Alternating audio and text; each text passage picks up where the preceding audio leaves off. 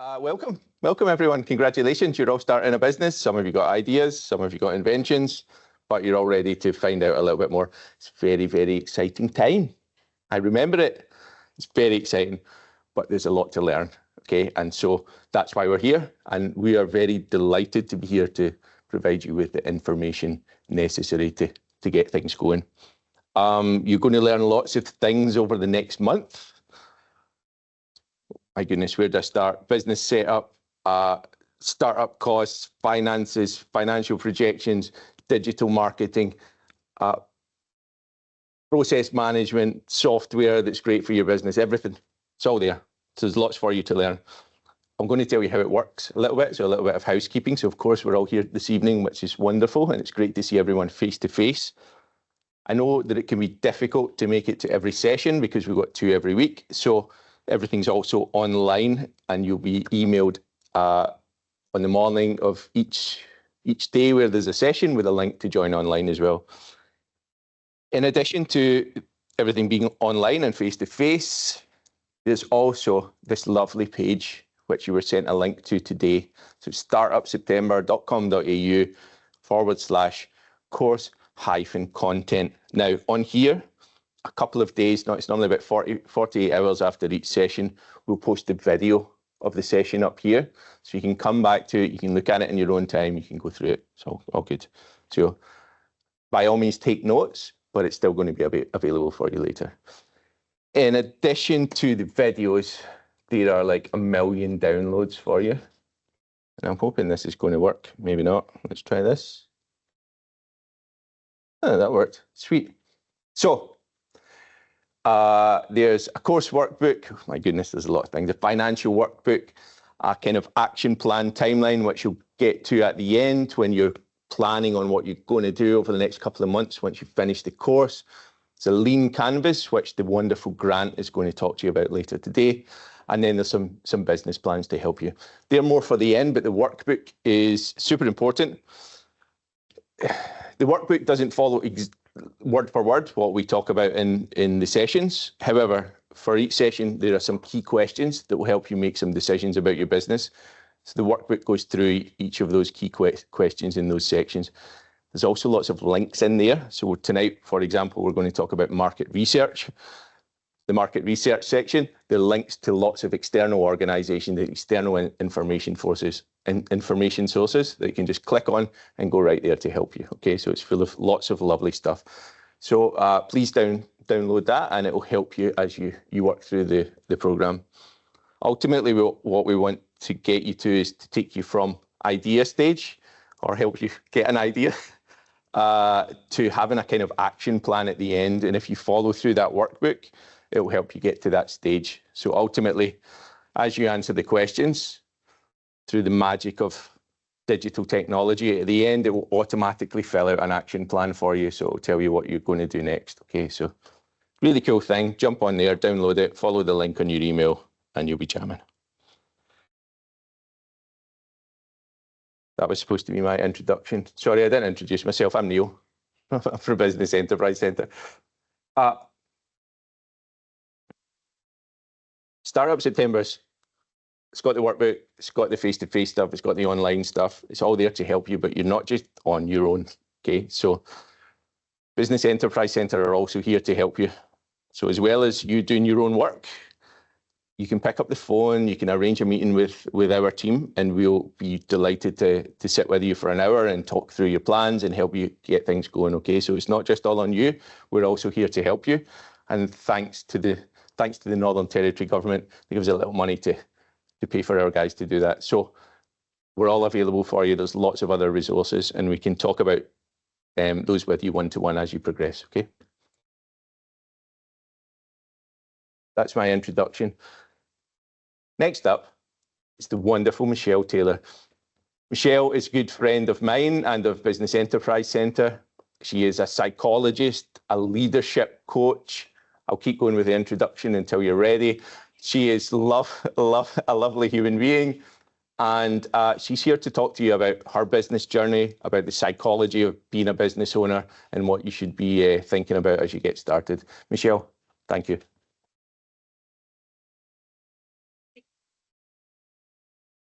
in a business, you need to have proof that you've done the damn thing. So Neil, can you just take a couple of photos? I certainly will. Yeah, thank you. Just to start with, just from the back of the room. But this is what we need to do in business. And I often cheers. Cheers. One more time. Say cheese. Cheers. Cheese. Beautiful. Yeah, there we go. So I'm perfectly imperfect and just showing you just the things you need to think about a little bit when you're in business. And it can be a little bit tedious. You go, oh my gosh, like I was at the weekend, I was camping with my family and I've just had my new branding done. And the clay, the rocks were the same colour as what they're called clay rose. They look like the same colour in my branding. I'm thinking, oh my God, I really need to get a photo of myself in front of these rocks. It'd be so great for socials. But I just didn't really want to. I was thinking, oh, my hair's everywhere and, you know, I've got camping gear on. But these are the things that you think about when you have a business. Pardon? Yeah, colour palette. I know, but don't think about your colour palette yet because there's a long way to go. So it's been a long day. So I've actually got notes today. So let's just to start with, I've been in business for 13 years. I've done lots of different things. I am the queen of iteration and trying new things and failing at things. And I was just saying to Neil, I'm just learning now to fail really fast. This isn't how I wanted to start, but anyway, we've gone there. So who's a people person in the room? Awesome. All right, I want you to turn to the person next to you and say, I'm a people person, I'm going to do really, really well in business. Turn to the person next to you.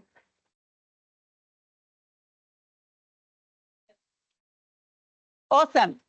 All right, high five each other, that's the spirit. Okay.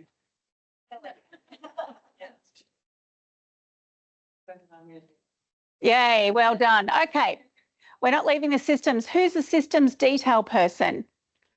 Come on, it must be the rest of you. Are you as well? Okay. All right. I want you to say to the person next to you, I'm a systems detail person and I'm going to do really well in business. Do it. You can do it. Yeah, that's it. Awesome. So in business, you have to be really multi-skilled. And even if you're a people person, which I'm a people person, not very systems orientated and details orientated, terrible. Okay. If you see any of my LinkedIn posts, I've got typos. I often do them without my glasses on and I go, oh crap, I really should have looked at that. But you do need to develop, both sides of your brain in business. So I think to start with, if you're a people person, you have to get that you're doing business with other people. You're not doing business with Google. You're not doing business with the Google HR department. You're doing business with a real person who is at the end of that email, who thinks that they're not good enough just like you, who's got a teenager that won't talk to them. They're just people. So when you're in business, think about everybody that you're doing business with is just like you. They're just a person. And when you're doing that, so when you're having conversations with other people in business, think about talking with them rather than to them. It's what we do when we're having a sales conversation. It's a real conversation with a real person and we talk with them. We ask good questions. I've said this, so I've been starting Startup September for 3 years now. And I think I've said this every time. When you're face-to-face with other entrepreneurs, don't slime them, meaning don't think everybody's your client because they're not. So when you're talking to other entrepreneurs, get curious. I know that you're really excited about your thing and your gizmo, but think about when you're talking to other entrepreneurs or anybody in the community that they're just another person just like that, and just get curious to start with, because people buy from people and they don't buy from pushy people. So when I've done lots of face-to-face stuff, entrepreneurial stuff over the years with Business Enterprise Centre and when they used to have Business Station, I've met people who've been my business besties. and they've continued being my business besties, because when you're in business, you are a different beast. It's really hard to hang around with people with jobs. You've still got a job yourself, but we know that we're the average of the 5 people that we hang around with the most. And if everybody around you gets sick leave and holiday leave, it can be really depressing. And I know I still suffer from this, and I curse myself. Oh my God, they're getting long service leave. So it's really good to hang around with other business owners because of that, I think. And enjoy doing your work with other people. So Niall and I are going to have a blast. We're doing this thing called Momentum, which I'll talk about soon. And it's just really good to have fun in your business, because you don't leave your job to hate every day. You leave your job because you know that you can do something differently and you can probably do it better, but you can really enjoy yourself while you're doing it. So please make sure that you're really enjoying yourself along the way and hang out with good people. So the systems people, I haven't forgotten about you.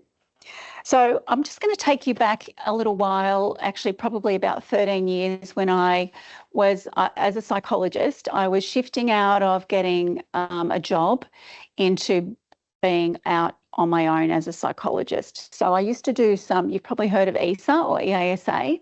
I was their senior trainer and psychologist there for many years, and I just wanted to get out on my own. So I was doing lots of training and facilitating with them.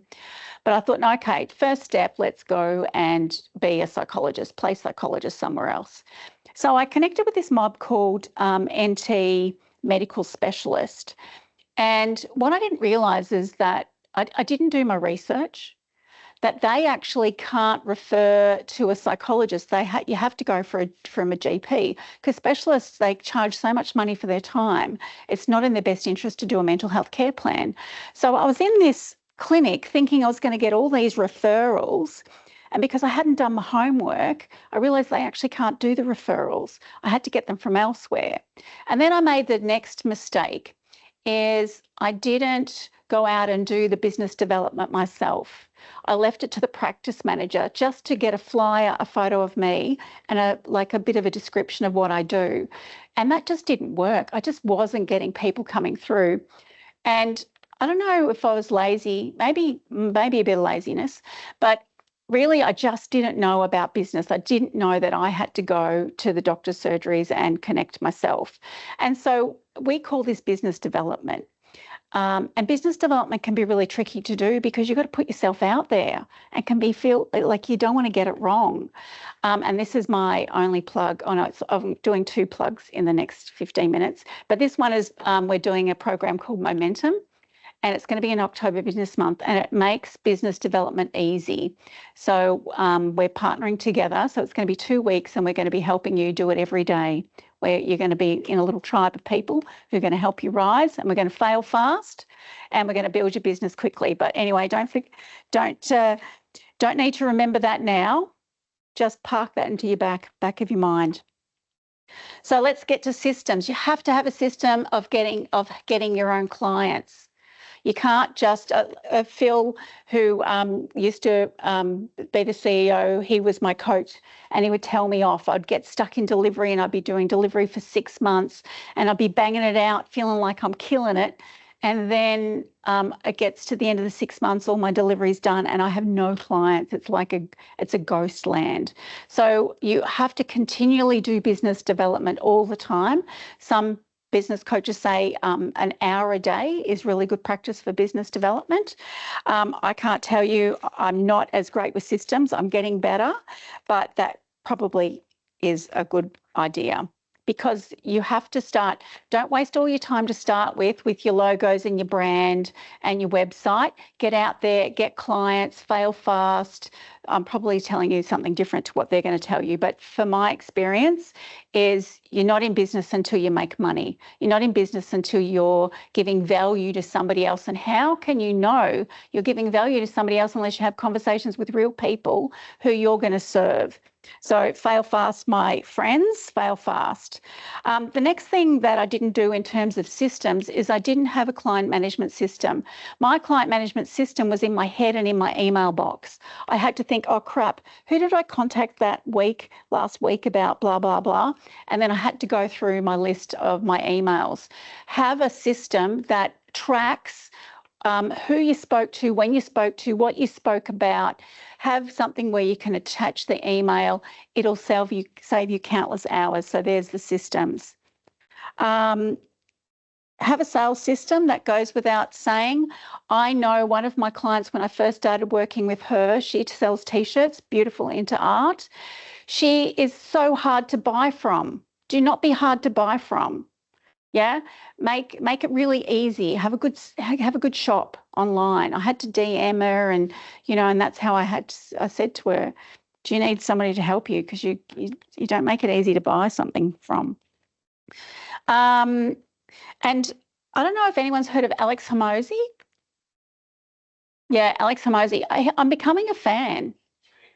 I'm becoming a big fan. Anyway, have a look online. He's got some really cool books like $1 Million Offers and some other books. And he said that if you earn under $1 million, I'm presuming everybody here earns under $1 million. That means you need, he says, 4 hours a day of visibility, because nobody knows who the hell you are. So 4 hours, he reckons, of business development every day. That's face-to-face networking, it's online visibility, it's socials, it's doing all the things, it's ringing people, which I know is scary, hey, actually ringing people. So I've got my next one is mindset. And as a psychologist, this is very close to my heart, is mindset. And I think especially because business can be grueling, and I've been in for 13 years and I've had highs and lows. And 3 years ago, when I first started doing this, I was flying high. I had, I was being flown all around the country to do keynotes on stages. I had, big leadership programs, big contracts. And then, so, I was full of vim and vigor doing that presentation that year, I can tell you.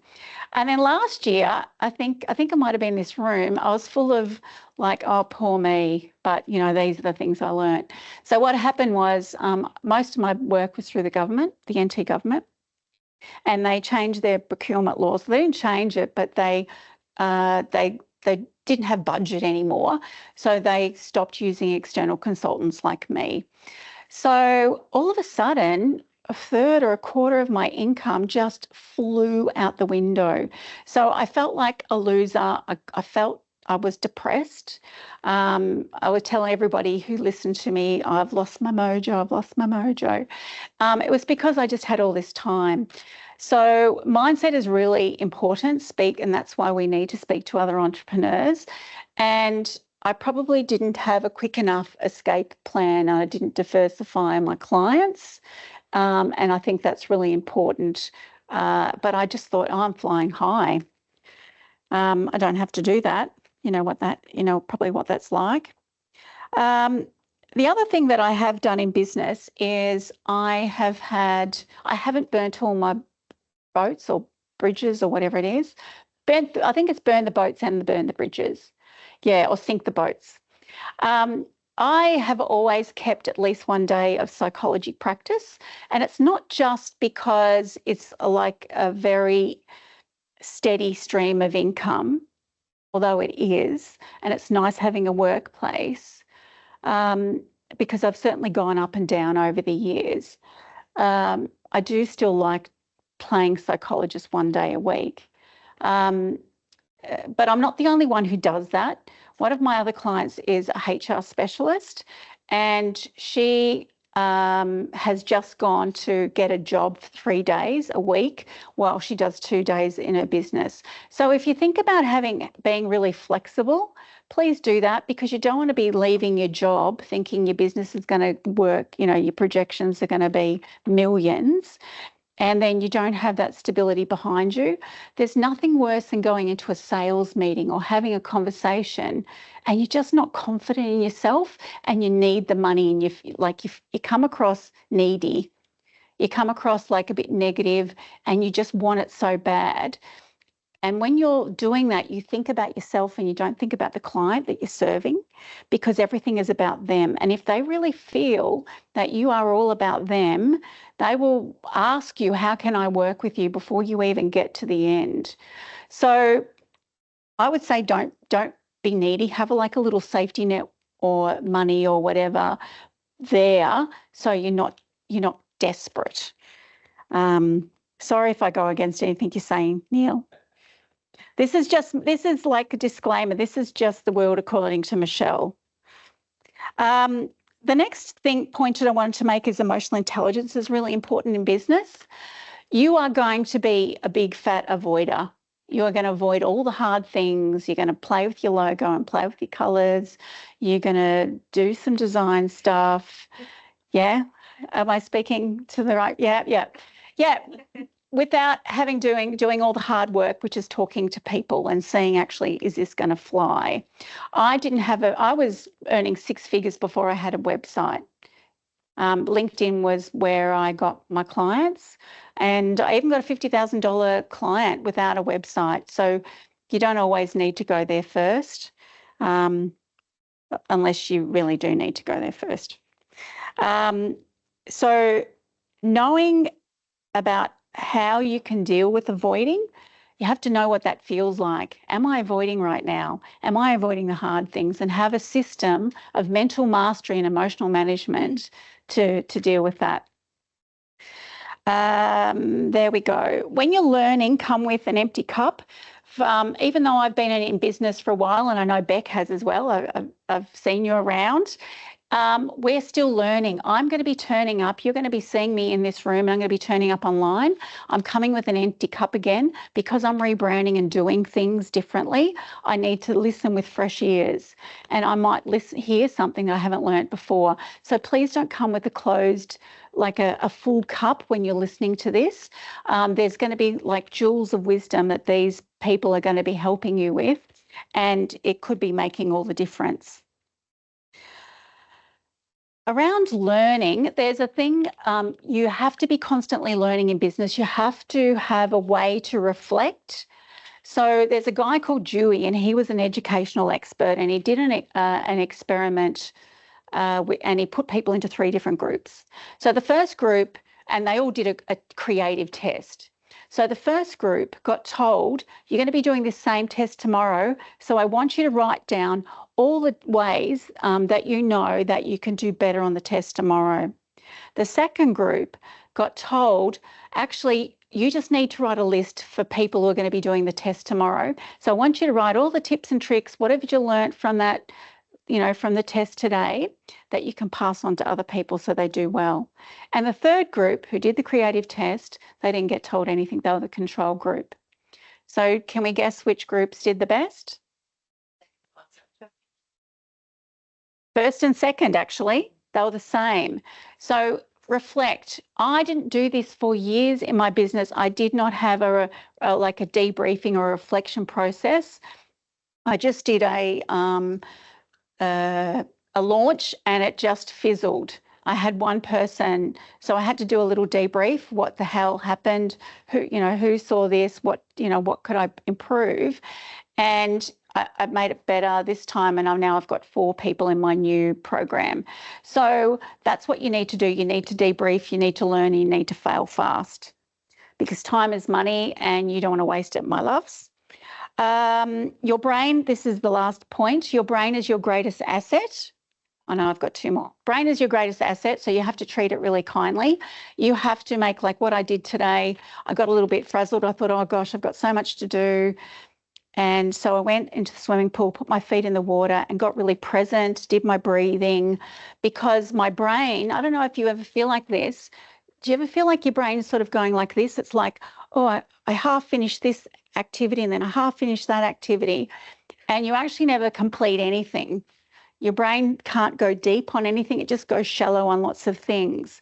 So managing yourself, your feelings, your emotions is really good, especially if you want to get creative with a new idea. Nobody ever got creative with an agenda item. like, at a meeting. You got creative in the shower and when you're walking or when you're looking at the trees or, brainstorming with somebody else. So think about the quality of your thinking, the quality of your energy and your mind for how you're going to do business. And I always manage myself before I have a session with anybody. I get clear. I make sure that I'm only with them. I'm not thinking about something else because people can pick that up.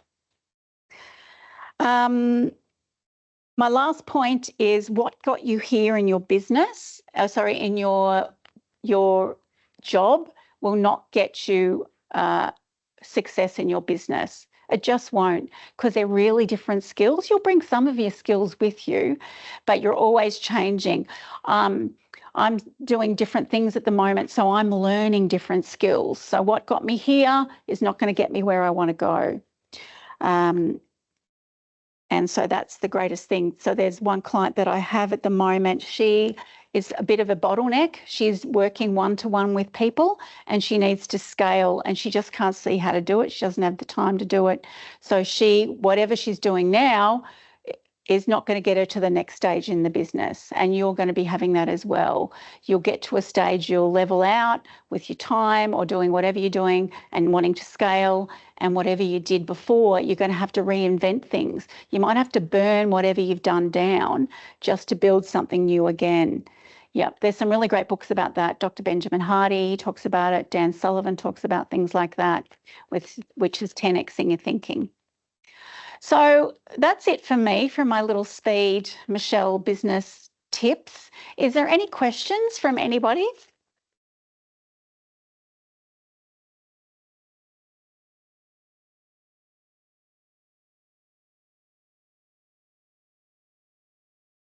Yeah.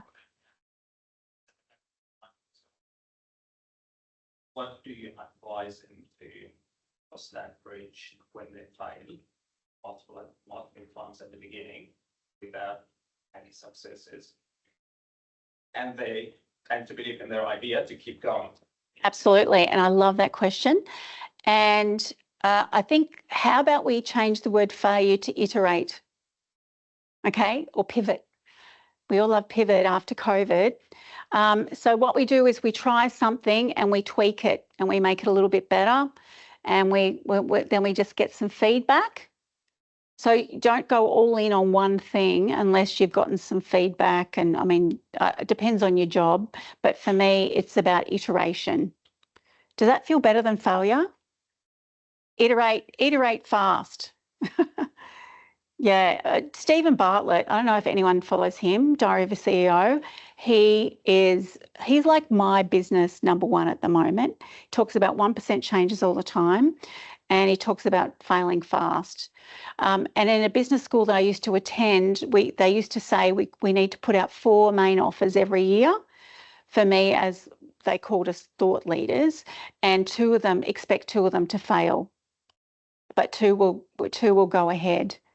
So you have to get the mindset of it's not the end of the world, and it's not personal. It's not about me if this idea doesn't take off. Maybe I just need to change the market or change something else about it, but don't take it personally, because it's not personal. Yeah. Neil.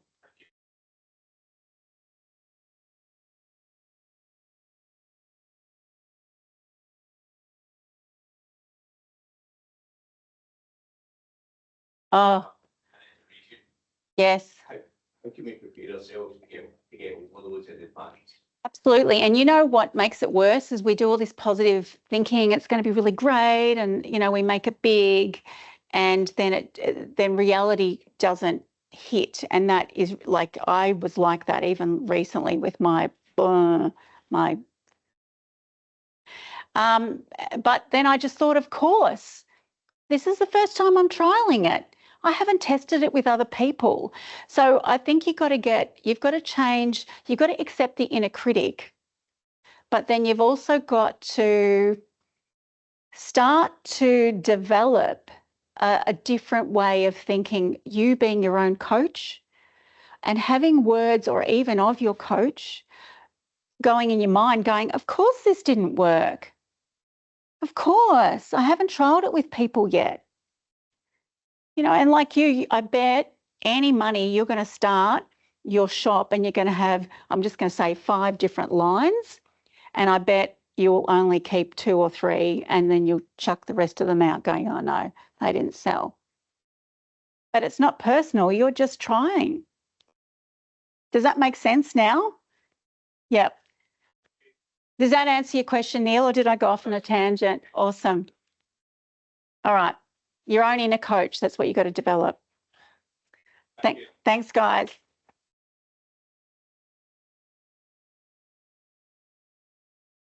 Yep. Yeah. And if you want systems and business development and mindset help, my mentor.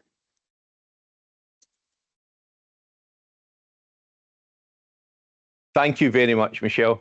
So much I could talk about from that, but I'm glad we kind of ended on that point. Like, as a new business owner, it's a roller coaster, man. Some days you're going to be like, yes, everything's amazing. And then the very next day, you're going to want to, I'm never doing this ever again. Like, it's absolutely the norm. And I'm so glad you brought up Alex Hormozy. It's one thing he says, and I'm going to butcher it. I can't put it as concisely as he does, but there are so many times you're going to want to quit. But those successful business owners are the ones who didn't quit. You can't be successful if you walk away from it. And there's going to be lots of times, like, it's normal. Like, especially if it's your first business, like, you're doing something that's entirely new. It's not like you've been in the classroom and been taught for a year and you sit in an exam and you've learned all this stuff. Like, every single day is trial and error, and some things are going to work and some things aren't. And having that mindset and preparing yourself for that in advance and go, you know, sometimes things aren't going to work, but pick yourself up and try to have a lightness of being. It's going to help you a lot. Michelle knows that sometimes I don't have a lightness of being, and you know, it can be a bit dark sometimes, especially when you're putting all your business ownership is not just about your investment of money or time, but it's your own personal drive. Like, it's your business, it's your baby. So it can take on too much. So try to treat it as lightly as possible. Anyway, this is definitely related. So we're going to talk about market research. I'm going to take a step back, actually. So tonight's session is called Will My Business Work? Number 1, there's another Will My Business Work on Thursday. Both of those things are about feasibility. So we talked about iterating fast, and these first 2 sessions are about that. We want to arm ourselves as much as possible with the tools that we can from the start to decide if, will this business work or won't it? So we get so many clients that come to us, they're 2 years in, they've sold their car, they've remortgaged their house, they're 100 grand in the hole, and they didn't do the fundamentals at the start, okay? And this is what these first 2 sessions are about. They're going to help you to we can never guarantee if your business is going to work or not, unfortunately, but they're going to provide you as much information as possible for you to make that initial decision. If you get through these first 2 sessions and they're based on, do I have a market? Can I sell enough to make money? And do I have enough money to start this? If the answer's no to that, it's not a failure. You've learned fast. You've not cost yourself a remortgage. You've not cost yourself a lot of money. That's okay. You learn and you move on to the next business idea. You're here because you're entrepreneurs, so there's going to be another business idea. It's going to be another one. It's going to be a first one and a second one.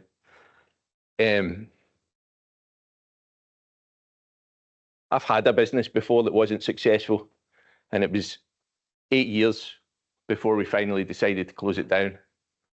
I wish I knew at the start. This is what this is all about. So will my business work? Yeah, sorry, carry on.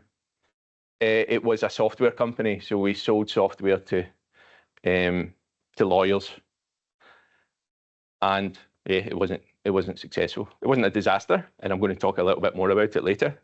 But ultimately, it wasn't successful. If it was successful, I probably wouldn't be standing here just now. But that's part of the learning process. It's important, and it's not a failure, it's an iteration, and we learn from it, and we go to the next one. And we learn from our mistakes, and we hit the next one harder.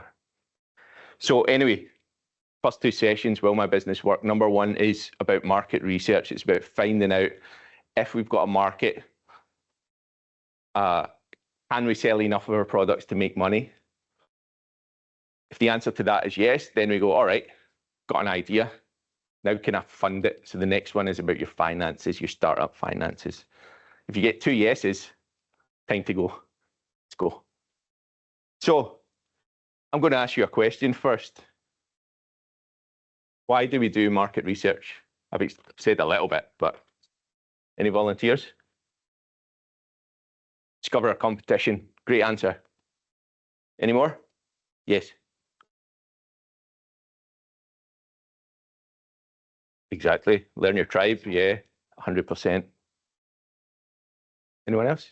Any more for anyone? Learn who your people are going to be, who your customers are. Anyone else? Sorry? Absolutely, yeah. So what that, oh, I like that. Yes, there's a value proposition. We're going to talk about that next week. Absolutely. You can be doing something similar to someone else, but you need to be able to stand out. It's great, great point. Okay, so we'll do the basic stuff. What is market research? Gathering, analysing information about your market, your product, your service, as well as your customers and your competitors. Okay. As I've mentioned, it's really important to get this stuff right in the first instance. So not just to decide whether you've got a business, can you beat your competitors? If I'm going to beat my competitors, what's the value proposition? What sets me apart? The information you gather just now, and you'll find this out next week, and we'll draw a few parallels just now, but you'll find it in more detail, is the information you gather now, especially about your customers and your competitors, will allow you to make really, really important decisions later on about what exactly is my product and service. What is it my customer really wants? How should I price it? How should I promote it? What messaging should I use? All of this stuff will come together later. Just going to give you a baseline just now on whether you're going to go ahead or not. But later, it's going to be even more valuable when you do decide to go ahead.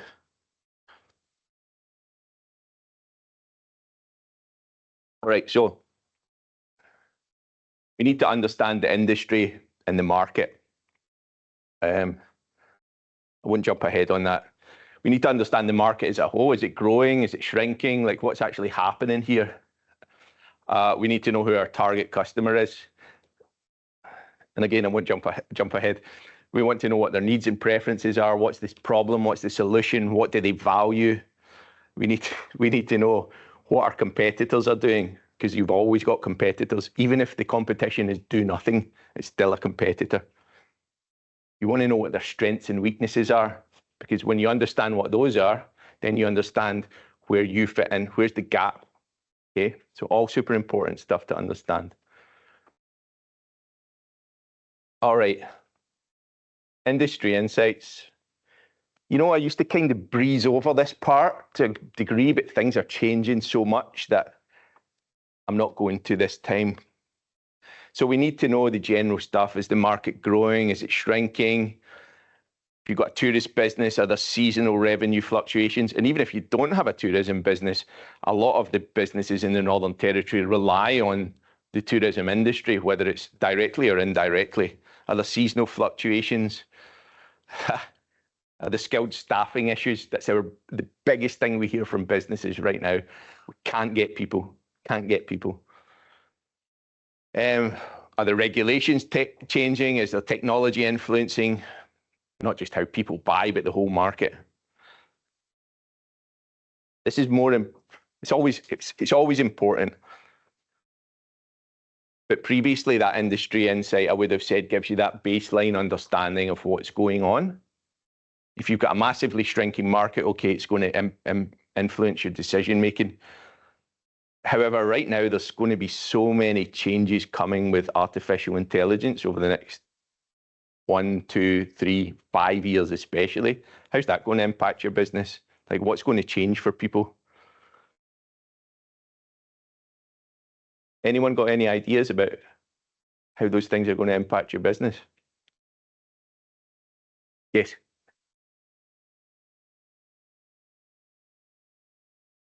Okay, absolutely. It definitely does. So as a small business owner, you're wearing like 100 different hats. You're the marketer, you're the accountant, you're the bookkeeper, you're the operations manager, blah, blah, blah. So you're absolutely right. It's going to make it easier, but it's also going to make it easier for all of your competitors as well. So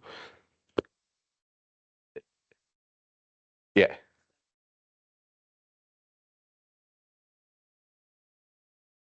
Absolutely, absolutely. Those basic principles still remain. You've got to have that point of difference. You've got to have that value proposition. Where do you find out all this information?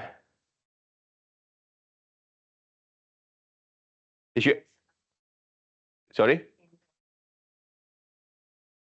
And online, yeah, exactly. Whereabouts? Google Trends, great starting point. Very good. Anyone else? Alibaba. No, that's good. Don't need to say sorry. Absolutely, Alibaba. Especially in what you're doing, you can see what those trends are. How would you find out the dollar value of your industry in Australia?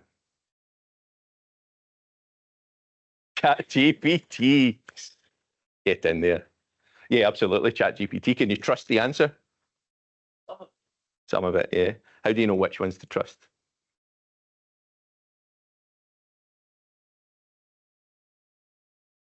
Yeah. Compare all of the models. Yeah, yeah, all right. There's a few different ways. Okay, there's some nice places you can look. All right. So reliable information. You're right. ChatGPT is going to give you an answer, but we need to confirm that we've got realistic data there. So ABS is the Australian Bureau of Statistics. I don't know if anyone's ever been on the Australian Bureau of Statistics site. It's phenomenal. Industry reports. Where do you get industry reports from? Other businesses. You can go to, sorry, I better put an interjection here. There are links in your workbook for you to follow to go to all of these places and get all of the information. Get industry reports from industry associations. There's a link in your workbook. It will give you a list of all the industry associations. We'll be very happy to provide you with all the reports that they have on their the sites, or send them an email. Competitor websites, competitor market research companies like IBIS. Does anyone know IBIS? Yes, they've got very extensive, impressive reports, but they're also very, very expensive. However, you can get some decent information from them. Oh, I'm going to jump ahead. So this comes from IBIS World. So whatever your industry is, you can jump in, put in your industry, and it's going to give you some data up front. It's not going to be in depth if you don't have $2,000 or whatever it is, $3,000. However, you can get some good information from places like that. If your business is only based in the Northern Territory, whenever you see these figures for Australia, take 1% of that and it will tell you the Northern Territory market. Anyway, workbook, links, it'll take you to all of these places for information. That's for industry insights. I think I've jumped ahead here. I'm a little bit confused with where I am. But all right, we'll go back to the other one. Oh, there we go. It's also my favorite, primary research. What's primary research? Direct, do it yourself, man. Pull your boots on, tie them up, and go to your competitors and see what they're doing. Ask your competitors' customers, ask potential customers. Has anyone done any market research? Any primary? Okay, tell me what you've done so far. Nice.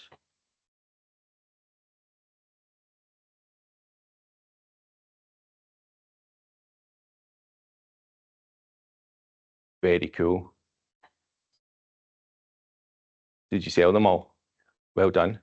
So what's the next step? You're going to go for it?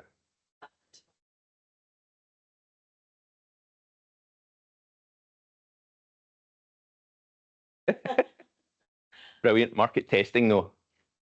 That's the best way. I can take a prototype, you kind of sell it. Don't even necessarily have to actually build the prototype itself. You could have a mock-up made. You could set up a website. You could just run some Google ads for a product that doesn't exist yet and see how much traffic you get and how much expressions of interest you get. Brilliant.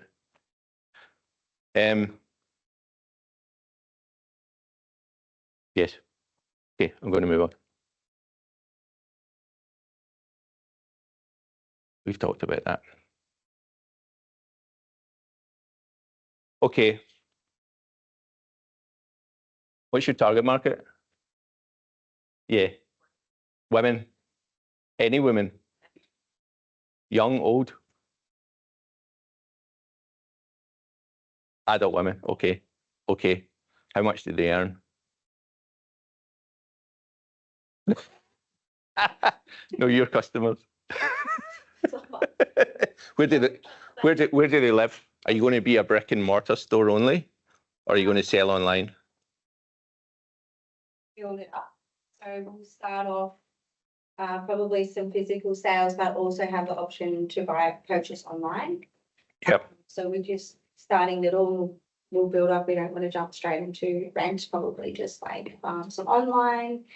First of all, see who we can sell to that we know to just get a little bit of momentum going to get our name out there, and then move into just like markets and stuff like that. Or you know, the government has things that we can go to, you know, football games or anything really, depending on what it is, what's around at the time. And then we would like to eventually have a storefront.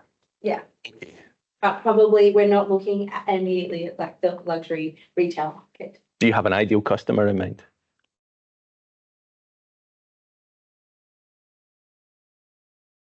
Particularly, we do want to sort of cater to a group rather than an ideal customer. Okay. Yeah. I'm guessing you have an ideal customer. Tell me about the characteristics. So like an older, 40 pluser. So, you know, all these women have getting back into fitness. They've all been sort of, the kids are getting a bit older, they've got a bit more independent. They might be training themselves, you know, young and upcoming fighters. And, you know, they're all earning, you know, about 100. They're all training 4 to 5, 6 times a week because it's pretty addictive. They're, you know, the husbands might be there as well. They can also purchase it. But, you know, my main market is the women, and they buy it for their kids, they buy it for their husbands, they buy it for their friends. But, you know, ultimately it starts with them. That's really interesting. So is your product designed specifically for that group? But why women of a certain age rather than? Well, I think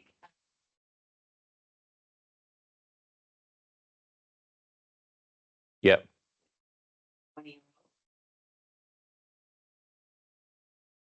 You know, yoga, older ladies. Yeah. Nobody in that middle market where like we're not there yet, but we're certainly not there anymore. Interesting. Very good. Yeah. Interesting.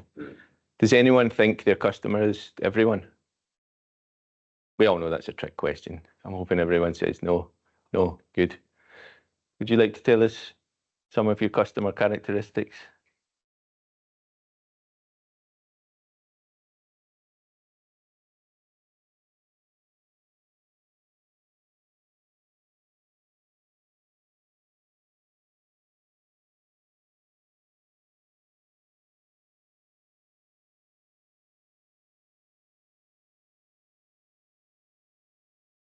Then what those needs are. Yeah, absolutely. Absolutely. It's really common, huh? Like it's easiest to come up with a business idea when it's related to our own lives, no? It's like, I don't know, authors, they say write about your own experiences, but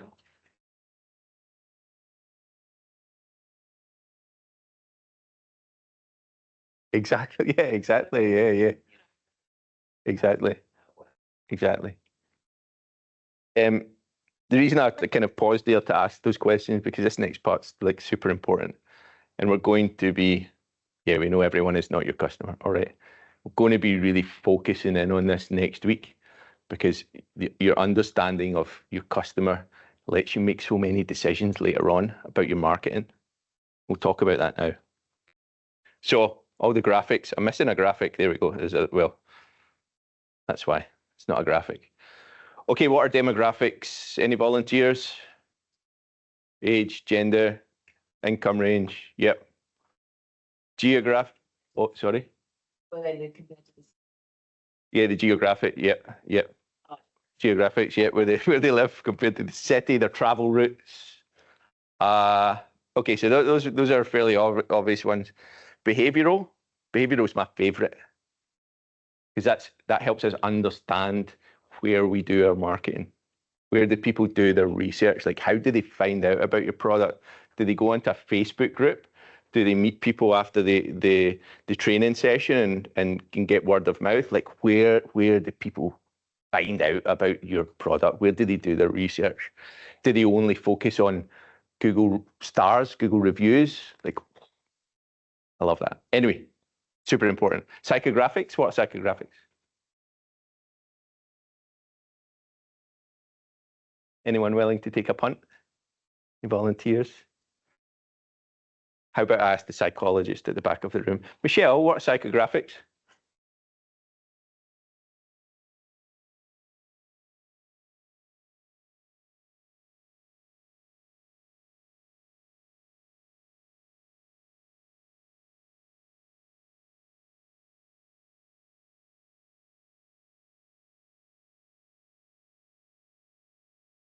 Absolutely, yeah. Who they are, what they like, what their values are, what their beliefs are. And it's also, I also love this. I love this too, but I'm no psychologist. I won't jump ahead. I'll come back to psychographics. I'll tell you about why I love them so much. All right, okay. So demographics, we know what they are: age, marital status, income, education, and geographics. They're the ones that everyone understands. Okay, so not just about where people live. The ABS is good for this. Are there enough of the people who have enough money who fit your bill? Are there enough of those in the area that you're opening your shop? What are the bus routes? Do you want to put an ad at each bus stop? Like, you really got to think about, it's not just where people's houses are, where they work, what their travel is like. These are great. The demographics and the geographics are great for making decisions about promotion and place, the basic ones, and also about your pricing. So the demographics will influence your pricing. We'll talk about those decisions again next week.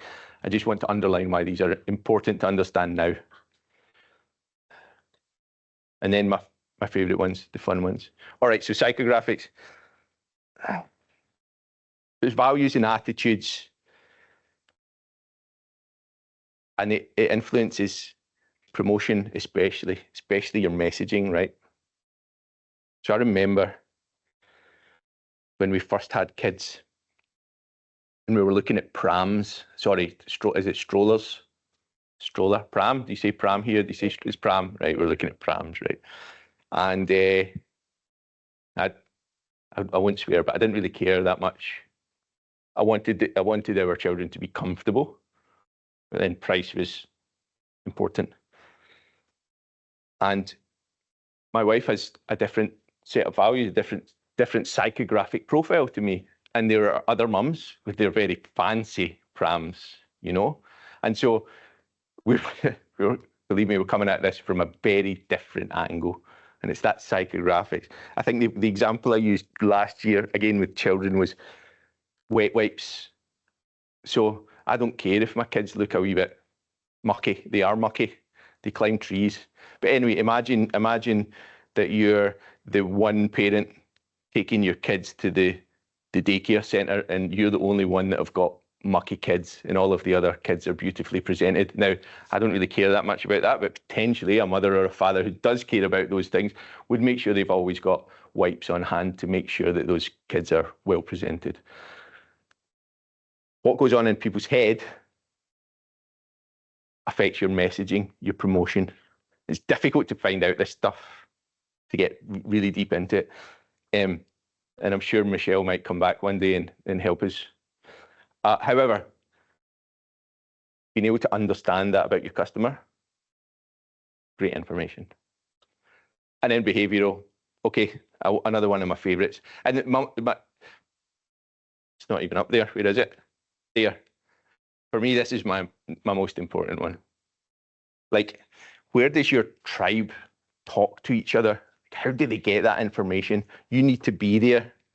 And it's not just, again, this is market research. I'm so excited about it. I get so excited about this that I start trying to talk about it now rather than next week. But anyway, you need to be where your tribe are and you need to be saying the right things. So understanding where people do their research and making sure that you're there again and again and again, time and again, to hit those triggers. That's where you want to be. We'll talk about that more next week. Anyway, super important, all of this stuff. How are you going to do your research? We touched on this before. This understanding your customer. It's going to be primary and the main. Okay, so you need to be talking to people. You need to be doing interviews. Some people get a little bit scared of like going up and talking to people. This is your business. Don't be scared. Go on and do it. You're not Mozzie. I've worked for companies before when I was at university, and it was like cold calling, and there's nothing worse than trying to talk to people for someone else's business, but this is your business. So it should be easy. Go and catch people coming out, your competitors, talk to them, find people online, find out what they like. Okay. Well, we've talked about why market research is so important for your business. This is all about A, is this business going to work? And B, the decisions that I'm going to make my product, my promotion, my pricing, and my place successful. And the four P's of marketing, which I will hound you about next week. Anyway, 42% of startups failed because there was no market need for their product or service. And that's what I was talking about earlier on. There's people that come to us after 2 years. And I'll just reiterate, so that previous business that I had that wasn't super successful, I reckon about 20% of that, and again, I won't use failure, that iteration. 20% of the reason we weren't successful is because kind of effed up at the start with the market research. Our plan was to have a software system that already existed, more or less. We were going to copy it, but do something really similar. But for the bottom end of the market, for lawyers with only 1 or 2 partners, they were very expensive systems. They were very extensive. We made something much more simple, and we took them into smaller operators. But our market research was a lot of the one-on-one stuff that we did was with lawyers that we already knew. Please don't make that mistake. People who know you tell you what you want to hear. And so it ended up after the first year, we weren't getting a lot of sales, and we had to pivot and we had to go into the different part of the market where people were interested in those types of systems. But all of a sudden, we were up against that big competition that had millions of bucks behind them, So get this right in the first place. All right, competitor analysis. Again, get your boots on. It's not just about what you do. You need to understand what other people do well and what they're not doing well. So your value proposition, your point of difference. I used to argue with Phil, the previous CEO, about this, about what came first, if you had your value proposition first or you did your research first. Anyway, whatever the order is, understanding what your customer wants and then finding where your competitor is failing to provide that. That's where you set your value proposition. That's your point of difference, and it's going to make you stand out from everyone else. If you've got, want to buy a telly, sorry, a TV, I'm Scottish coming out. If you want to buy a TV, you can go to JB Hi-Fi, you can go to Harvey Norman, you can go wherever. What makes them stand out? Why do you go to one and not the other? It's difficult to pinpoint that with those because they're all so similar. But you can, as a small business owner, do something really different and really well. Again, I'm not going to give you the value proposition things for next week. But anyway, make sure you know where your competitors' strengths and weaknesses are, because when you understand the weakness, that's where you can win. You can take that on. What are the strengths? What are their weaknesses? How does your pricing compare? How long have they been in business? What's their market share? This is about strategy, these last ones. At some point, you're going to have to take your competitors on. So answering these questions is going to give you a list. It's going to provide you with your strategy. I'm going to take on number 1 first, then number 2. We'll get into that later. It's a nice way to do it. It's very basic here, but get a competitor analysis table so you can see really obviously where their weaknesses are, where you can jump in.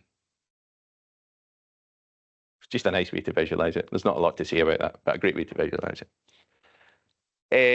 So as well as putting your boots on, make sure you go and check out online what people are saying about your competitors. This is a nice, easy way to do it. And this is a great way to use ChatGPT. You can jump onto Reddit or Facebook and copy all the comments and then fire it into ChatGPT and say, tell me the trends in these comments. What are people saying about your competitors' products or services? People complain, they love complaining, and they'll complain much more than they will provide praise, okay? So you'll be able to very quickly understand the gaps where your competitors' weaknesses are. So make sure you do these things too. And of course, do the hard yards. If you have, I would recommend doing a SWOT analysis both on your competitors and on yourself. And again, we're getting to the strategy stage here. This is understanding you might have weaknesses right now that aren't going to exist in a year once you grow a little bit. When you start thinking about the business planning stage, when we get to the end of this course, understanding where your strengths, weaknesses, opportunities and threats lie, not just for yourself, but your competitor, is going to allow you to start making those decisions. What's my next step in the next 6 months? Then where am I going in a year? And then where am I going in 2 years? So this comes into your strategy. I meant to delete that. I've no idea why it's there. Anyway. Okay. Are you able to build on your strengths? Can you minimize your weaknesses? Can you take advantage of any opportunities? How are you going to counteract any threats identified? We're maybe jumping ahead of ourselves a little bit, but when it comes to your planning at the end of the course, understanding these things, again, will help you make those decisions about what you're going to do moving forward. And we're often on our own as business owners. You're lucky you're in a partnership. It's great. Bring in people who know you, who know your business idea, that maybe aren't intimately involved in your business. It might be a partner, your best friend. Once you understand where your competitors are at and you know what their weaknesses are, get as many ideas as possible. People who know what you're trying to do. Don't always have to rely on yourself. And as Michelle said earlier, if you're trying to be creative, take a step away. Take a step away from all the day-to-day stuff, hook up with your friends, get some butcher paper or a whiteboard and start bashing out, okay, where can I go with this? Where can I take it? That ability to be creative and to step away from your business for a couple of hours is going to serve you really, really well later. And I believe that's me. Your next man, looking very relaxed there. Your next man is Grant. Thank you. Grant's going to talk to you about the lean canvas, which is like a little business plan on a page, isn't it? And a great point for you to start as you're thinking about your business. Absolutely. Plan on the page for sure. Grant's my wonderful colleague, a very experienced business mentor, and he is our man in Central Australia. I'll leave you in his capable hands. Just tell me before you run, because you know how digital savvy I am. Across, up, down? Down. Sweet. That's all I need to know. Thanks. Thanks, Neil. Hi, everyone. Hey, great to see you all here. And how exciting, hey? You're all here because you're starting a business. That's pretty exciting. Yeah. As Neil said, and as you can see on there, yep, my name's Grant. I am one of the business mentors with the Business Enterprise Centre. And I look forward to getting to know you all a little bit more as we go through the course of this program. But first off, how exciting. We're excited, yeah, we are excited. We're all here because you're starting a business, whether you're in that startup phase, you're thinking about, you start thinking about it, you're about to start, maybe some of you have already started by the sounds of it, and you've been going for a little while. It's a pretty exciting time. It's a bit scary too though, yeah? A little bit scary, a little bit daunting, yeah? I'll just show of hands, how many people here are thinking about or about to start a business? Yeah, cool. Do we have people in the room who have recently started, maybe trading already? Yeah, that's a good mix. It's a great mix we got here tonight. Good stuff. So, in that, who's excited? Yeah, hands up high, guys. You really should be excited about this. You're about to start a business. It's pretty significant. Hey, government's excited that you're starting. ATO, they're pretty excited that you're starting your business. You should be excited about it too. Who though? Who's scared? Who's a little bit scared yeah, those hands usually go up quicker and there's usually a few more because it is a pretty scary time if you've not started a business before. As Neil's, yeah, if you're diverting into another area or something totally new, absolutely. Yeah, so it is. And there's so many things that'll be jumbled around in your head right at the moment, right? All these questions and thoughts that are jumping around in there, they're doing your head in. Should I start a business? How do I start a business? Why am I going to start this business? And if I start this business, is anybody actually going to want to buy the product or the service that I'm providing? And then you go, well, how much am I going to charge? All these questions, yeah, they're doing your head in, and you've got to get them out of there because it's not great for your well-being. And that's what we want to show you tonight, a way to unpack all of that. But you've got to get them out. And you don't want to get rid of them because they're all very important questions that you do need to answer. So you don't want to get rid of them, you need to answer them.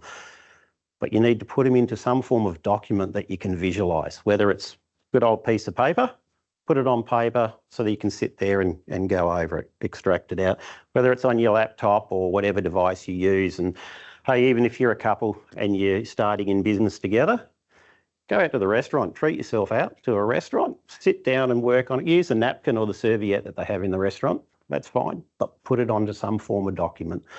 Don't use the tablecloths if you're going to do that in a restaurant because apparently they don't like that. So don't use the tablecloth, okay? All right, so you would have, I think, business plans been spoken about and some of you may have already started working on a business plan or you may have been told you need a business plan, yeah? Yeah, it's important. Hey, that's why we're here. Startup September is about giving you the skills and the info you need to develop a business plan. But in that really early phase of your business, some of you aren't going to be ready for a business plan just yet. You need to get that information out, but you may not be ready for that business plan just yet. At the end of September, after you've done all these workshops, you're going to have all the information you need and you're going to get out there and you're going to nail that business plan, but you might not be ready for it right now. Yeah. The lean canvas, as Neil said, it's a plan on a page. It's not a business plan, but it's a plan on a page. Once you've done this lean canvas, though, it will form really good foundations to be able to go out there and build your business plan at the end of September, once you've done the workshop. So it's a good foundation for that. The other great thing about the lean canvas is, according to its creator, it should take you about 30 minutes to do a lean canvas. Has anyone started working on a business plan? You've spent a lot more than 30 minutes already, haven't you? Yeah. So a lean canvas, 30 minutes. Well, actually, the creator says about 20 minutes. I've given you a bonus, 10 minutes. So 20 minutes is what he thinks that you should be able to do this in. That's pretty much the time that I've been allocated to talk about it, and I'm already a quarter of the way through that. So we'll get through it pretty quick. All right, let's have a look. Here we go. So according to the creator, what is the lean canvas? As he's got on there, it's a one-page business plan template that helps you deconstruct your idea into its key assumptions using 9 basic building blocks. It's a bit of a mouthful, so we're going to deconstruct that tonight and go through it and give you a bit more idea how to work through it. Before we get into it though, what is good about the lean canvas, some of the key points, some of the benefits there. Hey, it's going to simplify your business idea into a clear one-page plan. That's a tick. That's what you want, right? You need to get that out of your head. So you put it into that plan. It's going to help you better understand your customers' needs.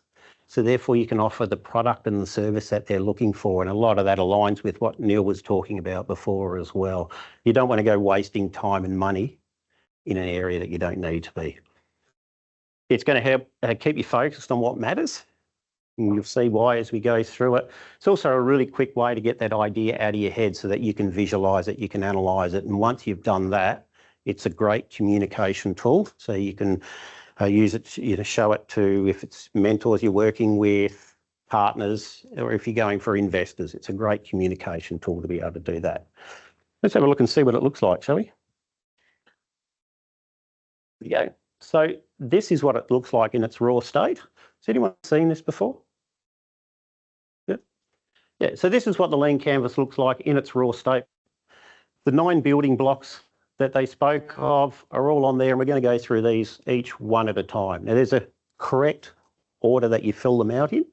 It's not left to right, up and down like is often the case, but there is a correct order to fill them out in, and we're going to do that in a moment, starting with the first one.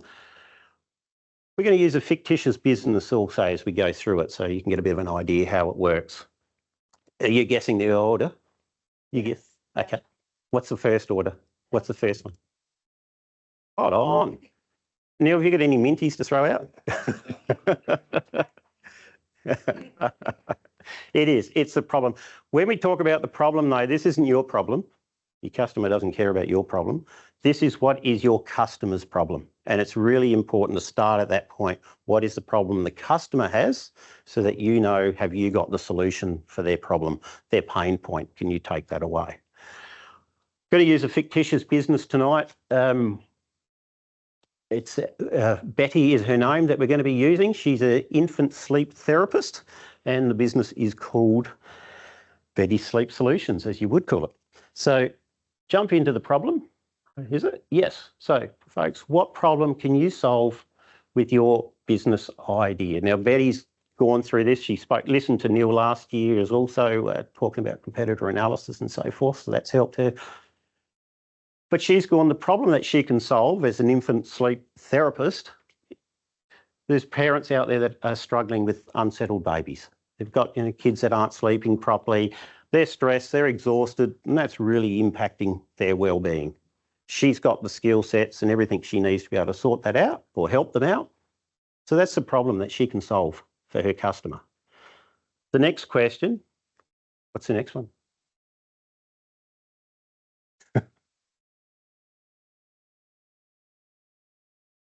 It's not actually. The next one we jump into is the customer segment. So she knows what she can do to solve the problem, but who's got the problem? Who's got that problem? And please don't tell me that everybody's your customer, because it's not the case. I'm definitely not her customer.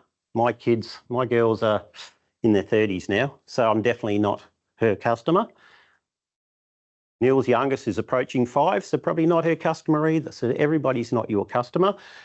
And Betty's gone and done this, and she's got, well, new parents, especially with babies under 12 months old, predominantly going to be her target market that she's going to be reaching out to, or parents that have got toddlers that have ongoing sleep issues and so forth. So she's said, here's the problem, hey, and here's the customer segment, the target market that I'm going to be going after. I won't ask you for the next one. That's all right. I'll let you off the hook. Once she's done that, and Neil spoke about it, what's her value proposition? So why, and she's a new person, out in business, why is somebody going to buy from her as opposed to her competitor? So what's the value proposition? And that's something, Neil, next week you said, didn't you? Yeah, sweet. So she's had a bit of a think about this, and she's using evidence-based strategies, and her competitors aren't, apparently. So she's got evidence-based strategies. It's a very personalised, gentle sleep solution process, and she's got more experience and expertise over her competitors at the moment. So that's the value propositions that that Betty's come up with. Now we jump into the solution. So she's gone, here's the problem. Here's who I'm targeting with that problem. This is why they're going to come to me, why they're going to come to me for it, but what's the solutions that I have for them? And she's providing one-on-one sleep consultations. One-on-one. I prefer that one-on-one. I much prefer one-on-one consultations than standing in a room full of everybody here tonight. But she's doing one-on-one sleep consults. Customised plan is another way she's going through with this, and there's that ongoing support. So that's her solution to solving the problems of her customers. Can you all see how this is all working through? And you're probably all in your heads going through, I hope you are, relating this to your own business and so forth. All right, then after all that, she knows she's got all this information now, the problem she's solving, who she's doing it for, how she's going to sell her product to the people, to her customers, what she's going to do for them, how's she going to reach them? Channels, marketing, next week, the week after. Next week. Yeah. Yeah. So how is she going to reach her customers? Because essentially you don't want to go and try and fish in a pond when there's no fish out there, or use the wrong, bait on a hook to catch the fish that you're actually after. How is she going to reach them? The referrals there, the referrals that Betty's referring to are GPs or health professionals that are dealing with infants and children and so on.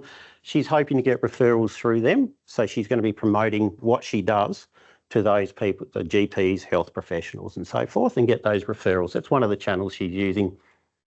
Parenting groups, online forums, a bit of that'll probably be on Facebook for her.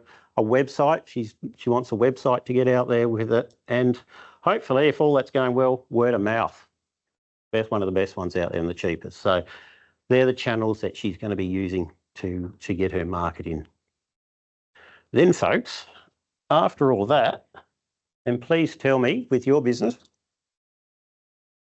that you have a revenue stream. You need to have at least one revenue stream or you don't have a business.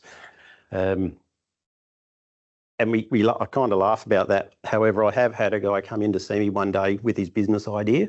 He went through it and I asked him, what's your revenue stream? Because I could not see it. And he did say, look, I don't know. I haven't been able to work that out. I was hoping you could tell me. He didn't have one. It's a nice warm fuzzy that he wanted to do, but there was no real revenue stream. So you want to have a revenue stream.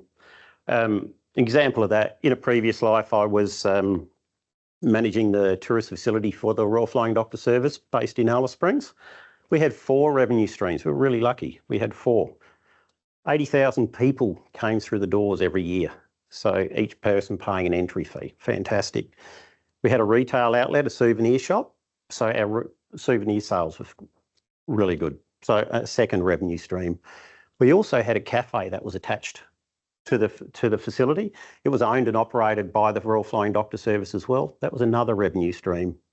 And then with the Royal Flying Doctor Service being the Royal Flying Doctor Service and the service it provides, people just wanted to donate. So we had so many people donating as well. They mightn't buy any souvenirs, but they were donating as well for us. So it was 4 different ways that we were raising money for the Royal Flying Doctor Service. So yeah, make sure you got a revenue stream. For Betty, individual consultations she's charging. She's got sleep plan packages, and then there's the follow-up support. She's also looking at doing different workshops and webinars. So different revenue streams that she's looking at there.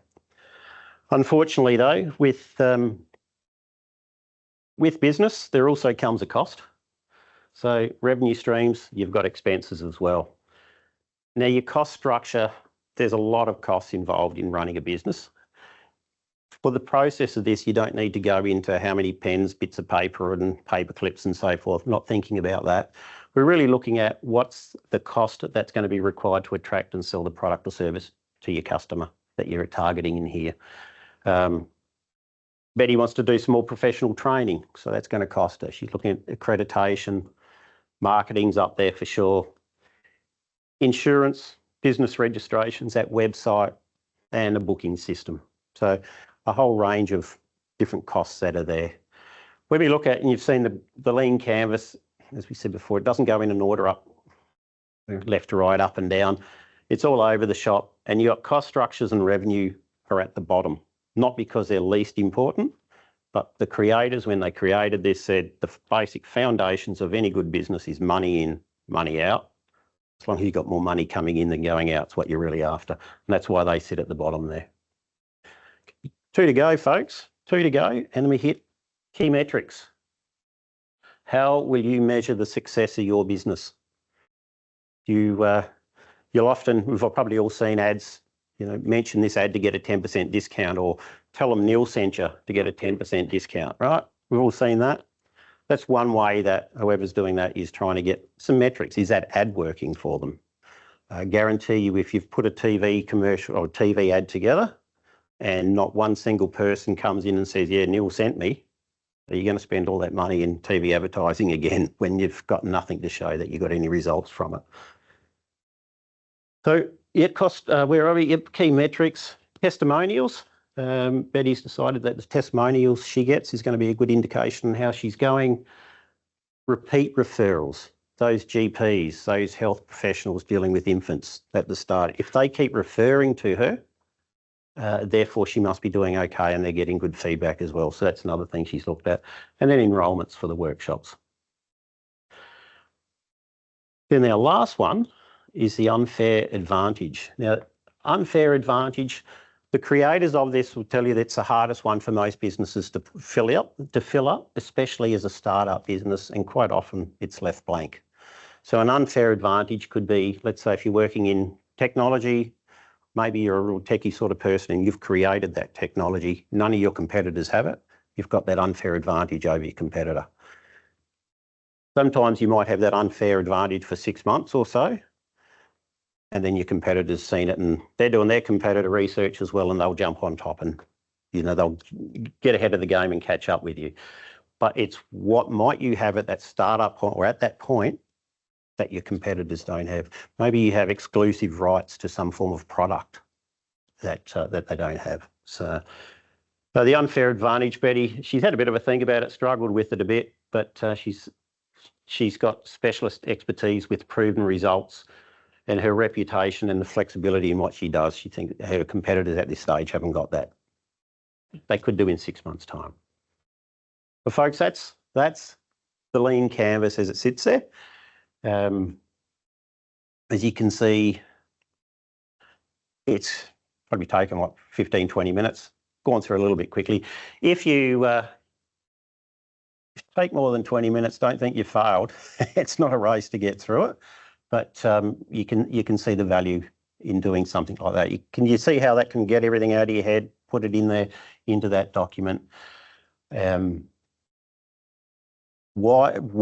it all started though, the problem, it's really important you start on the problem and work your way back with it from there. And as we go through, what have I got here? Yeah. So understanding your customer's problem, it means that you're going to be able to determine who your customer is. That's pretty important. You're going to define that unique value proposition that's going to resonate with your customer. Find the revenue streams that puts money in your pocket. That's a tick. You definitely want to get that money into your pocket. Attract your customers, build loyal customers, and then break down your cost structure. Folks, it's really important that you focus on what is your customer's problem. And I keep saying that. I know I keep saying that. But the thing to think about, if there's no problem, if your customer doesn't have a problem, is there a need for a solution? And if that's the case, if there's no problem that your customer has, is there a need for your product or service? So make sure your customer's got a problem. And I think, Neil, you had some stats before of businesses not working. And I saw another one recently, I think it was 23, 24, and it said up to 34% of businesses that didn't succeed or that finished was because they didn't find the fit in the market for their business. So understand your customer's problem and make sure you can solve that for them. So look, I think it's a really powerful tool for any business, especially in that startup phase. If you're serious about giving your business the best chance of succeeding, then I think doing a lean canvas is going to be one of the smartest first steps that you can take. So, Neil, it's in our workbook. Okay, cool. Denver.com.au/course content. You can download. Excellent, excellent. Well, folks, that's it from me. So hopefully you've got something out of that. Thanks for listening and enjoy the rest of your night.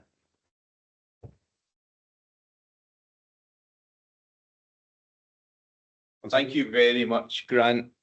Listen, I would recommend that everyone has a shot of that. Jump onto that page and download it. It's a really, really, really powerful tool, and encapsulating everything and focusing your mind on what your business is all about, and it'll help you as you go through, because getting getting out of your head and onto paper is super important. Our last speaker tonight is the wonderful Taryn. Taryn was here last year, and we've invited her along tonight to talk about her journey over the last year. Having a little bit of inspiration from people who have done it is really important, and so I'm delighted to introduce you to Taryn. Here you go. Thank you. There. Just down on that for you. This down. It should be you. Awesome. Thank you. Thanks so much for having me, and thank you for those who've already shared. Nick's taking my photo to prove that I've been here as well.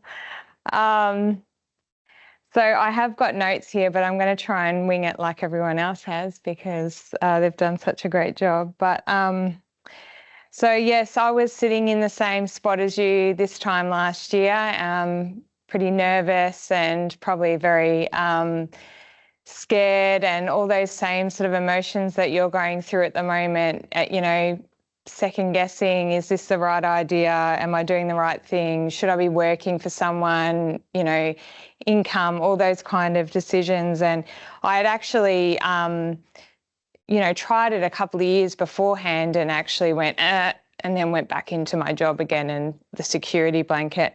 And back to what I think it was Michelle that said about setting yourself up into a position where you actually can do it.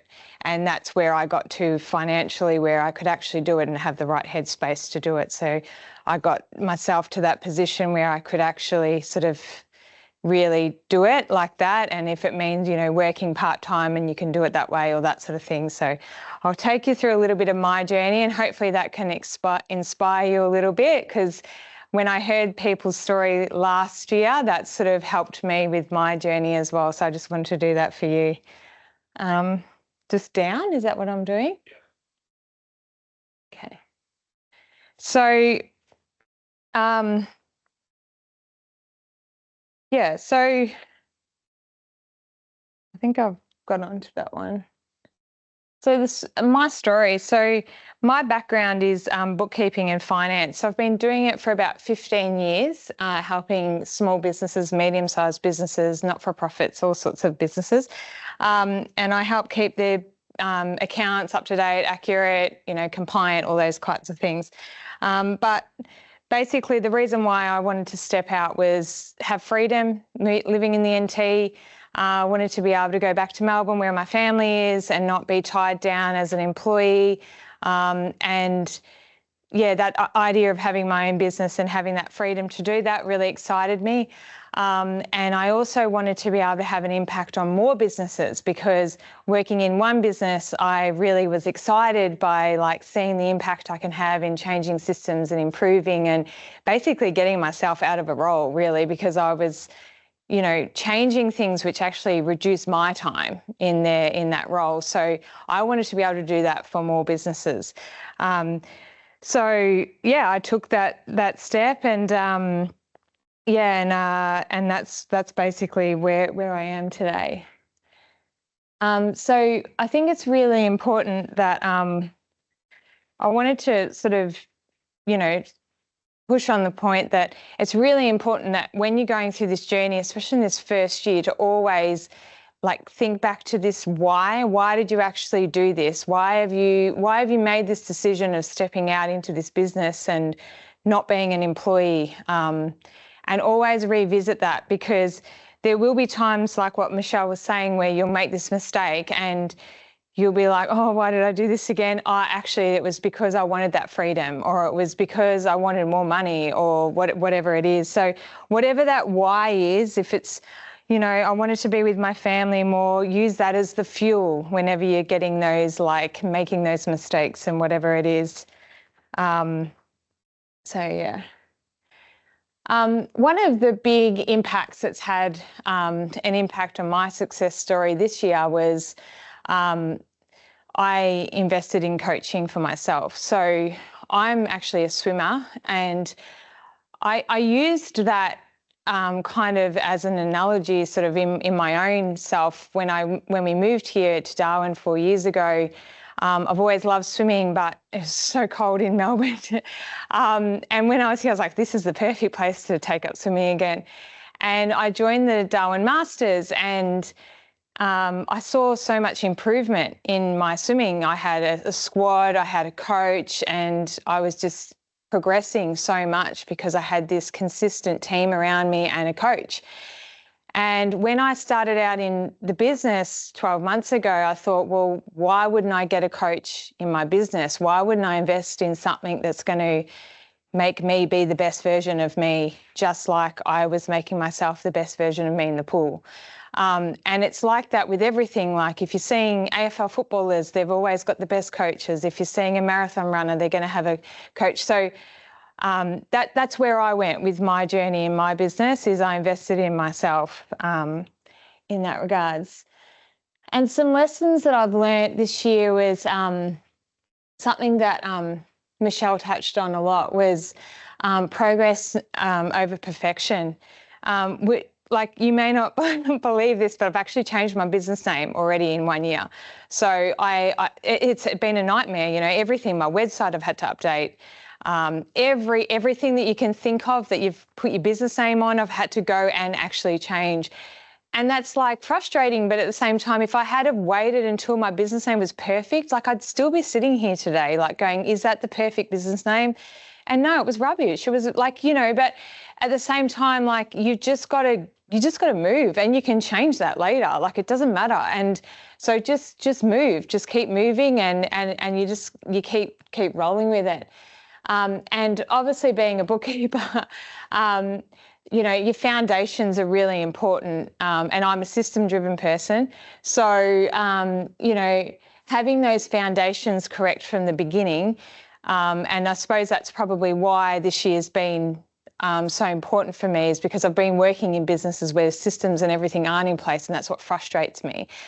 So I've been really trying to make sure that my systems are in order, because if you do want to grow and you do want to, you know, get off the tools quicker, or you want to be able to expand or anything like that, you can't do that without systems in place. You can't hand something over if you go, oh, I want you to be able to do this, but it's all in here and I don't actually know how to tell you how to do this. But if you've actually built it from the beginning and you've got all those processes in place, it's much easier to hand it over to someone. So just getting all that from the beginning rather than having to redo it later. And then again, what's been already said, which you'll hear a lot this month, I think, is nothing's wasted. So every mistake that you're making is just feedback, right, for yourself. So whenever you, and Nick will know, because every time I make a mistake, I'm like, oh, why am I doing this? Is it, you know? And it's not. He's like, no, that's just another learning experience for you to build on for the next one. And it's right. Every time I make this mistake, it's just another way that I can learn so that I can make the next time better for the next client, better for the next customer, whatever it is you're going to be doing it for. So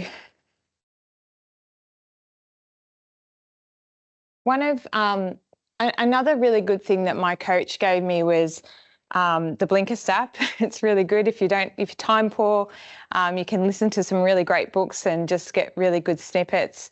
But one of a really good author, Stephen Covey, he's got this really good point of your circle of influence and your circle of concern. And it's really important not to focus on these circle of concerns that on these things that you can't control. Because in your business, there'll be so many things that you can't control. And you'll find that so much in that first year. There's so many things that are going to happen like this, but you can definitely have control on those circles of influences. So all these decisions you make and all these habits that you form, the systems that you put in place, your team that you develop, and all that energy that you put into it, that will make a massive difference on how well you will do and how much you can succeed in your own business in this first year, couple of years. So I suppose all I wanted to sort of give you tonight was really inspire you to just go ahead with it and like really have fun and just really invest in the idea or whatever it is that you've got having and this investing that I was able to do in terms of a coach, it doesn't have to be a financial investment. Like it can be listening to podcasts, it can be reading books. It doesn't have to be what I was able to do, but it can be people like myself and other business mentors and other people like the Business Enterprise Centre. All these types of people, and that they're all investing in you, and we're all here to support each other. And everyone that you touch within your business journey, you want them to be people who are going to build you up and not actually tear you down, because it's really important that the people that you talk to when you're doing this is the people that are going to encourage you. So if you find someone that is telling you you're doing a good job, talk to them again. Like tell them when you've done something that you're like, oh, I don't know that, because they'll be the one that go, no, you keep going, you keep doing, you're doing a good job. So find that cheerleader, find that tribe and really get them around you, because they'll be the ones that support you. And so, yeah, just invest in yourself, and remember that nothing's wasted. And that that's really important. So, just for being Startup September, because I was here last year, I just wanted to give you a little gift. And, you don't have to use it. You can if you want. But, if you want to scan this, you can have a 15-minute chat with me if you'd like. And I can talk you through any finance or systems or anything like that and give you anything that you like from there. But yeah, basically it was a really pleasure to speak to you all, and hopefully I've been able to inspire you on your journey over the next year, 2 years, 3 years as you go out and go ahead with your plan. Have you got any questions? Yeah.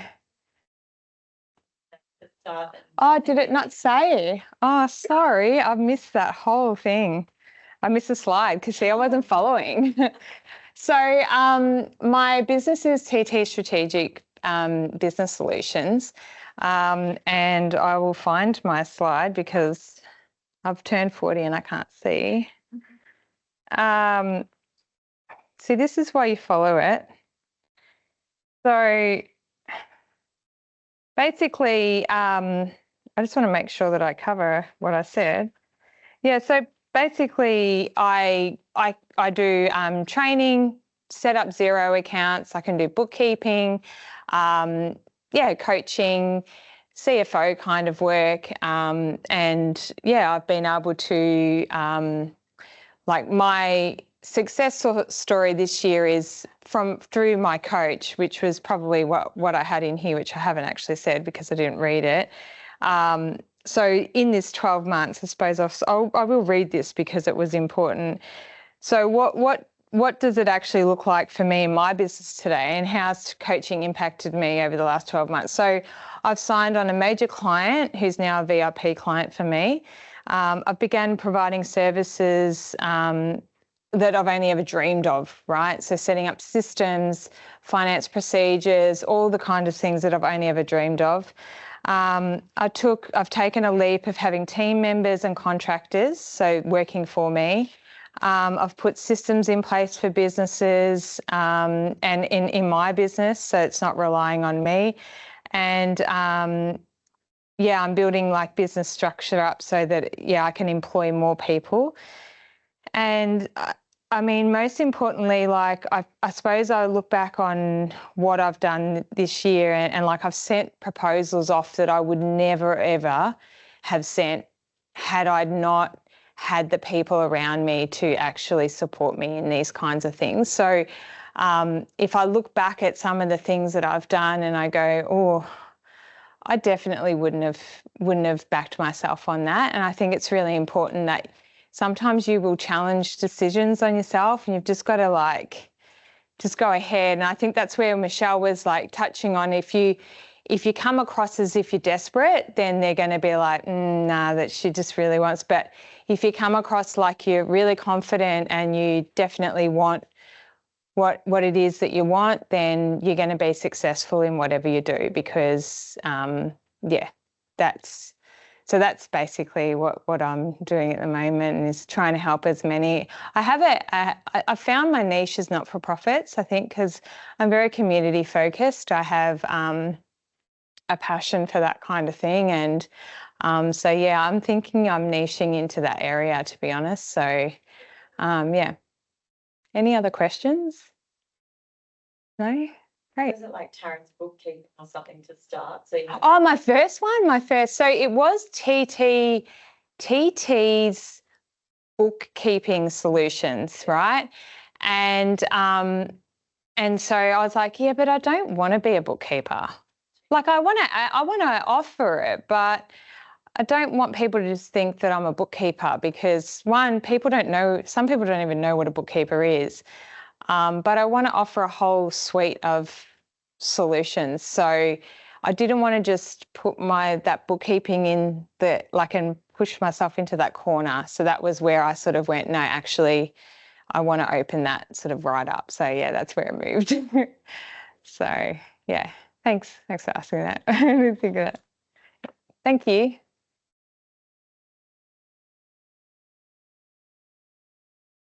Thanks, Taryn. No worries. So hopefully some of you guys will be up here talking to next year. All right. Thank you all for joining us. Next session's on Thursday. It's the part 2 of your business work.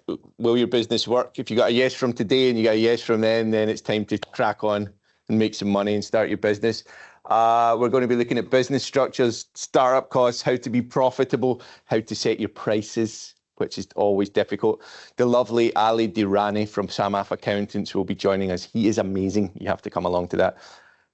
Thank you all for being here. Make sure you jump on the website and download all those bits and pieces, and we'll see you on Thursday. Have a lovely evening. Cheers.